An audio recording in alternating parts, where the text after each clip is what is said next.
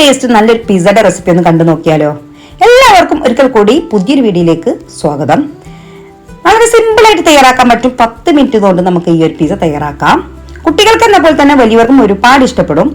അപ്പൊ നമ്മൾ ഇതിലേക്ക് കുറച്ച് ചിക്കനും അതുപോലെ തന്നെ 4 മുട്ടയും ഇതുപോലെ സോഫ്റ്റ് ആയിട്ട് തന്നെ വളരെ പെട്ടെന്ന് തയ്യാറാക്കാം. സാധാരണ നമ്മൾ ഓവനിലാണ് പിസ്സ തയ്യാറാക്കുന്നത്, പക്ഷെ ഇത് ഓവനൊന്നുമില്ല, നമ്മൾ ഗ്യാസ് സ്റ്റോപ്പിലാണ് ഉണ്ടാക്കുന്നത്. വളരെ സോഫ്റ്റ് ആയിട്ടും തയ്യാറാക്കാൻ പറ്റും. അപ്പൊ നിങ്ങൾ വീഡിയോസ് ആദ്യമായിട്ടൊക്കെ കയറി കാണുന്നവരൊക്കെ ഉണ്ടെങ്കിൽ ഒന്ന് സംഭവം ഇഷ്ടപ്പെടാന്നുണ്ടെങ്കിൽ ലൈക്ക് കൂടി ചെയ്യുക. അപ്പൊ അതിലേക്ക് ആദ്യമായിട്ട് വേണ്ടത് ഇതുപോലെ ഒരു കിഴങ്ങാണ്. ഞാനിപ്പോൾ കിഴങ്ങ് ഇതുപോലെ ഒന്ന് ഗ്രേറ്റ് ചെയ്തെടുക്കാം. ഇത് ഗ്രേറ്റ് ചെയ്തതിന് ശേഷം നമുക്ക് നന്നായിട്ടൊന്ന് വാഷ് ചെയ്തെടുക്കണം. അപ്പൊ ഇത് ഇങ്ങനെ ആക്കിയെടുത്തതിന് ശേഷം ഒരു പാത്രത്തിലോട്ട് മാറ്റാം. പിന്നെ വേണ്ടത് ഇതുപോലെ ഒരു ക്യാരറ്റ്, പിന്നെ ഒരു ക്യാപ്സിക്കം, ഒരു സവാള, ഒരു പച്ചമുളക്, ഇത്രയും സംഭവങ്ങളാണ് നമുക്ക് ഇതിലേക്ക് വേണ്ടത്. ഇപ്പൊ ഞാൻ ബൗളിലോട്ട് മാറ്റിയെടുത്തിട്ടുണ്ട്. അതിനിപ്പോ ഇതിലേക്ക് കുറച്ച് വെള്ളം ഒഴിച്ചു കൊടുക്കാം. അതിനിപ്പോ ഇതിന്റെ കറ വരാണ്ട്, അപ്പൊ എന്താ വെച്ചാൽ കുറച്ച് സമയം നമുക്ക് വേറെ ഭാഗത്തേക്ക് മാറ്റി വെക്കാം. ഇനിയിപ്പോ ബാക്കിയുള്ളത് ഇതുപോലെ ചെയ്തെടുക്കുന്നുണ്ട്. ഇനിയിപ്പോ മീഡിയം സൈസിലൊരു സവാളയാണ് എടുത്തിട്ടുള്ളത്. കാരണം ചിക്കൻ ആകെ 200 ഗ്രാം ചിക്കനേ ഉള്ളൂ. അപ്പൊ ഇതിലേക്കുള്ള ഇത് ഇത്ര തന്നെ ധാരാളം മതിയാവും. ഇനിയിപ്പോ ഒരു തക്കാളി ഇതുപോലെ എടുക്കാം. അതും ഇതുപോലെ ഒന്ന് ചെറുതായിട്ടൊന്ന് കട്ട് ചെയ്യാം.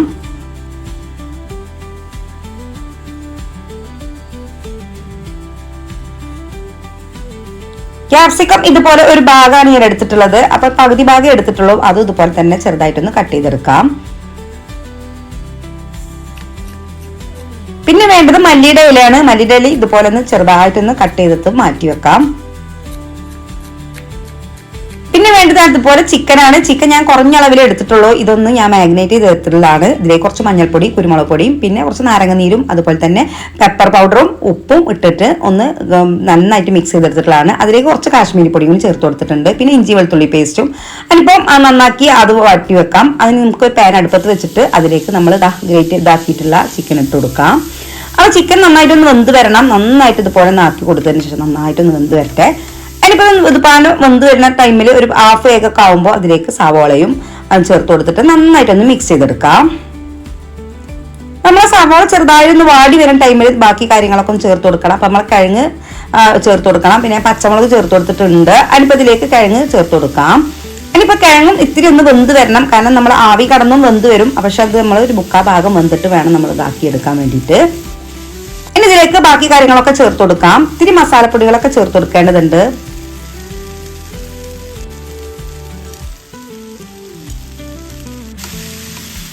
നന്നായിട്ടൊന്ന് മിക്സ് ചെയ്തെടുക്കാം. ഇനിയിപ്പോൾ ഇതിലേക്ക് ആവശ്യത്തിലുള്ള ഇഞ്ചി വെളുത്തുള്ളി പേസ്റ്റ് അധികമൊന്നും വേണ്ട, കുറഞ്ഞ അളവിൽ. നമ്മൾ ഓൾറെഡി നമ്മൾ ചിക്കനിൽ ഇട്ട് കൊടുത്തിട്ടുണ്ട്. അപ്പൊ ഈ ഒരു ഇതിലേക്കുള്ള വേണ്ടത് മാത്രം ചേർത്ത് കൊടുത്താൽ മതി.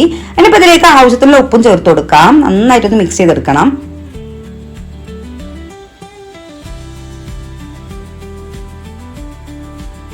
ഇനി ഇതിലേക്ക് ഒരു 1/4 സ്പൂൺ അളവില് മഞ്ഞൾപ്പൊടി ചേർത്ത് കൊടുക്കാം. 1 സ്പൂൺ അളവില് കാശ്മീരി പൊടിയാണ് ചേർത്ത് കൊടുത്തിട്ടുള്ളത്. പിന്നെ പെപ്പർ ഇതുപോലെ ചേർത്ത് കൊടുക്കാം. അപ്പൊ എരിവനുസരിച്ച് നിങ്ങൾ കൂട്ടിയും കുറച്ചൊക്കെ കൊടുക്കാം. ഇനിയിപ്പോ ഇതിലേക്ക് ആവശ്യം ഉണ്ടെങ്കിൽ ഉപ്പ് ചേർത്ത് കൊടുക്കാം കേട്ടോ. അതിന് നല്ല പോലെ ഒന്ന് മിക്സ് ചെയ്തെടുക്കാം. ഇനി ഇതിലേക്ക് ലാസ്റ്റ് നമ്മൾ തക്കാളിയും ചേർത്ത് കൊടുത്തിട്ട് നന്നായിട്ടൊന്ന് വഴറ്റിയെടുക്കാം. ഒരുപാട് വഴറ്റി വരേണ്ട ആവശ്യമൊന്നുമില്ല. കാരണം ഓൾറെഡി നമ്മൾ ആവിയിൽ വേവിച്ചെടുക്കുമ്പോൾ ആ ഒരു പച്ചമണം പോണ വരെ തന്നെ ഒന്ന് ആക്കിയെടുത്താൽ മതി. പിന്നെ ബാക്കി നമ്മൾ ആവിയിൽ കടന്ന് വേവുമല്ലോ, അപ്പൊ ആ ഒരു ഇത് മതി. ഇനിയിപ്പോ ഒന്ന് അടച്ചു വെച്ചിട്ട് 1 മിനിറ്റ് ഒന്ന് ആവി കയറ്റിയെടുക്കാം. ശേഷം നമുക്ക് ഒന്ന് ഓഫ് ആക്കി എടുക്കാം കേട്ടോ. ഇതിപ്പോൾ ആയിട്ടുണ്ട്. ഇനിയിപ്പോൾ ഞാൻ വേറെ ഭാഗത്തേക്ക് മാറ്റിയെടുക്കുന്നുണ്ട്. ഇനി നമുക്ക് വേണ്ടത് ഒരു 4 മുട്ടയാണ്. അപ്പൊ ഞാനിതാ ഒരു വേറെ പാത്രത്തിലോട്ട് പൊട്ടിച്ചൊഴിച്ചു കൊടുക്കുന്നുണ്ട്.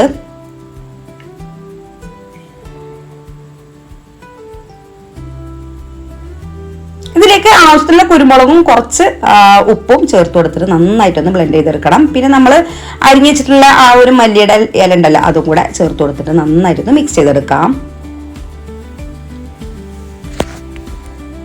ഇനി നമ്മൾ നേരത്തെ തയ്യാറാക്കിയിട്ടുള്ള ആ കൂട്ട് ഇതിലേക്ക് ചേർത്ത് കൊടുക്കാം. അതിനുശേഷം നന്നായിട്ടൊന്ന് മിക്സ് ചെയ്തെടുക്കണം.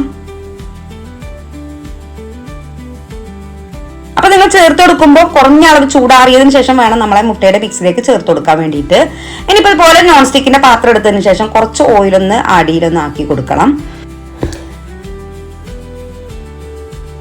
ഇനിയിപ്പോൾ ഞാനിത് ഒരു ചപ്പാത്തിയാണ് ഇതിലേക്ക് വെച്ച് കൊടുക്കുന്നതിന്. ഇനി ഇതിന് ശേഷം നമുക്ക് ഇതിലേക്ക് മിക്സ് ചേർത്ത് കൊടുക്കാം. ഇനിയിപ്പോൾ ചപ്പാത്തി ഇല്ലാന്നില്ലെങ്കിൽ നിങ്ങൾ എന്ത് ചെയ്യുക വെച്ചാൽ ഒരു കപ്പ് ഗോതമ്പ് പൊടിയിലോട്ട് കുറച്ച് ഉപ്പും അതുപോലെ തന്നെ ഒരു കപ്പ് വെള്ളം കൂടി നന്നായിട്ടൊന്ന് അടിച്ചെടുക്കുക. ശേഷം നമുക്ക് ആ ഒരു ഇത് നമുക്ക് മിക്സിയിലേക്ക് ഒഴിച്ചു കൊടുത്തതിന് ശേഷം ഒന്ന് ചെറുതായിട്ട് ആവി കയറ്റിയിട്ട് ഈ ഒരു മിക്സ് ചേർത്ത് കൊടുത്താലും മതി കേട്ടോ. അപ്പൊ ദാ കുറച്ച് ചീസ് ഞാൻ ഗ്രേറ്റ് ചെയ്തെടുക്കുന്നുണ്ട്, അതും കൂടെ നമുക്ക് അതിന്റെ മേലെ ഇട്ട് കൊടുക്കാം. ഇനിയിപ്പോ അതിന്റെ മേലെ നമുക്ക് ആ ഗ്രേറ്റ് ചെയ്ത് വെച്ചിട്ടുള്ള ചീസ് ഇട്ട് കൊടുക്കാം. ഇനി നമുക്ക് നന്നായിട്ടൊന്ന് ആവി കയറ്റിയെടുക്കാം. ഒരു 5 മിനിറ്റ് തന്നെ നമുക്ക് ലോ ഫ്ലെയിമിൽ ഇട്ടിട്ട് വേണം ആവി കയറ്റിയെടുക്കാൻ വേണ്ടിയിട്ട്. അപ്പൊ നമ്മൾ പാന് നല്ല നോൺ സ്റ്റിക്ക് കട്ടില്ലാത്തത് കാണുന്നുണ്ടെങ്കിൽ നിങ്ങൾ എന്താ വെച്ചാൽ അടിയിൽ ഒരു ചെറിയ പാന് വേറെ വെച്ചിട്ട് അതിന്റെ മേലെ വേണം ഇതൊന്ന് വെച്ചു കൊടുക്കാൻ വേണ്ടിയിട്ട്. അപ്പൊ മേലെ ഇതുപോലെ ഞാൻ ചപ്പാത്തി വെച്ചു കൊടുക്കുന്നുണ്ട്. അനിപ്പോ ഇതിന്റെ മേലേക്ക് ഒന്ന് ആവി കയറിയിട്ട് വേണം ബാക്കി ചീസും കൂടി ഇതിലേക്ക് വെച്ചു കൊടുക്കാൻ വേണ്ടിയിട്ട്. ഇനി നന്നായിട്ട് തീ കുറച്ചിട്ട് വേണം ചെയ്യാൻ വേണ്ടിയിട്ട്. ഒരു 5 മിനിറ്റ് നല്ല ലോ ഫ്ലെയിമിൽ ഇട്ടിട്ട് ഒന്ന് ആവി കയറ്റിയെടുക്കണം.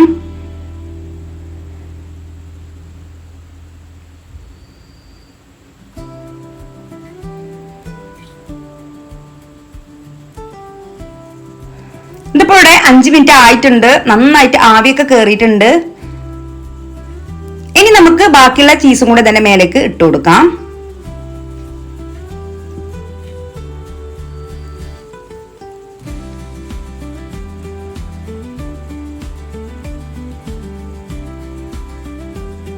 ഇനി ഒന്ന് അടച്ചു വെച്ചിട്ട് വീണ്ടും ഒരു 2 മിനിറ്റ് കൂടി ഒന്ന് ആവി കയറ്റിയെടുക്കാം.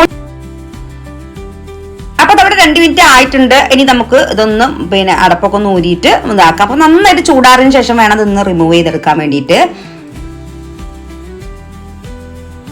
ഇവിടെ നന്നായിട്ട് കിട്ടിയിട്ടുണ്ട്. ഞാനിപ്പോ വേറെ പാത്രത്തിലോട്ട് മാറ്റിയെടുക്കുന്നുണ്ട്. ഇനി നമുക്കത് ചൂടോട് തന്നെ നന്നായിട്ട് കട്ട് ചെയ്യാം. അപ്പൊ ഇതുപോലെ ഇതുണ്ടെങ്കിൽ അതുപോലെ കട്ട് ചെയ്യാം, ഇല്ലെങ്കിൽ നൈഫ് വെച്ചിട്ട് കട്ട് ചെയ്താലും മതി.